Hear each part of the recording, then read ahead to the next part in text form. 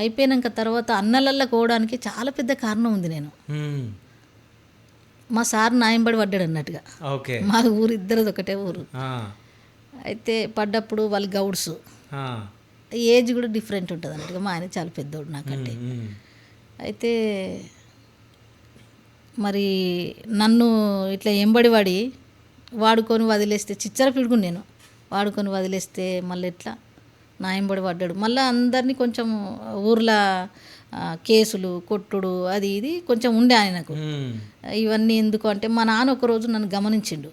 మా నాన్న మా అమ్మ ఏమన్నారంటే, మా నాన్న సైలెంట్గా ఉండి ఒకరోజు అన్నాడు, నా బిడ్డకు నాగుంబా వెంబడి పడ్డది, అది కరవక ఇక మానది కావచ్చు అనుకుంటా ఏడుతాండు. నాకు అర్థమైతలేదు. ఏడ్చిండట అమ్మతో చెప్పుకుంటా. ఈయనను కూడా ఎదిరించేంత అది లేదు. సరే అనుకొని ఇట్లనే ఎంబడి పడితే ఇక నాకేమనిపించిందంటే, ఒకరోజు దొంగతనాన నన్ను తీసుకుపోయి యాదగిరిగుట్టన పెళ్లి చేసుకున్నాడు, కార్లో తీసుకుపోయి. ఓకే. ఇదంతా బొమ్మలాట అనుకొని నా గమ్యం ఏంది, నేను ఎక్కడికి చేరుకోవాలి, నేను ఎటు వెళ్ళాలి, నేను ఇక్కడ తప్పించుకోవాలంటే నేను ఎటు వెళ్ళాలని చెప్పి అన్నగాళ్ళ పార్టీలో ఒకసారి పోయి అక్కడ ఎక్కడికైతే వచ్చిరో ఆ ఇంటికి పోయినా, కిష్టంపేట. అక్కడికి పోతే అక్కడ కలిసిండు. ఆ రోజు అనుకోకుండా కలిసిండు భూపతి రెడ్డి. ఈ కరీంనగర్ ఉమ్మడి జిల్లాకే పెద్ద నాయకుడు, అండర్ గ్రౌండ్ జోనల్ కమిటీ నాయకుడు ఆయన. అనుకోకుండా ఒక ఇంట్లో షెల్టర్ ఒక ఇంట్లో కలిసిండు.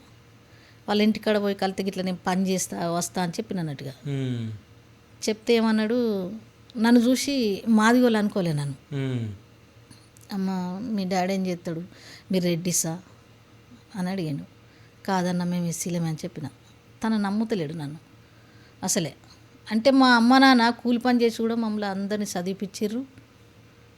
మేము ఆ రోజులలో మాకు బలంగిరి ఇల్లున్నది, మా తాత మంచిగా ఉన్నాడు, మంచిగా ఇల్లు కట్టించిండు. మా అమ్మకు మా నాన్న ఇల్లుటం పోయిండు అన్నట్టుగా. మా వాళ్ళు ఏంటంటే కొంచెం మా అమ్మ కూడా మంచి కుటుంబంలో పుట్టింది, సాంప్రదాయ కుటుంబంలో పుట్టింది మా అమ్మ కూడా. ఇక మమ్మల్ని ఆ రోజులలో అందరూ పిల్లలు మా దంటోళ్ళు 50 ఏండ్ల కింద పుట్టే సింపుల్గా అవి పేలికలు కట్టుకునేవాళ్ళు.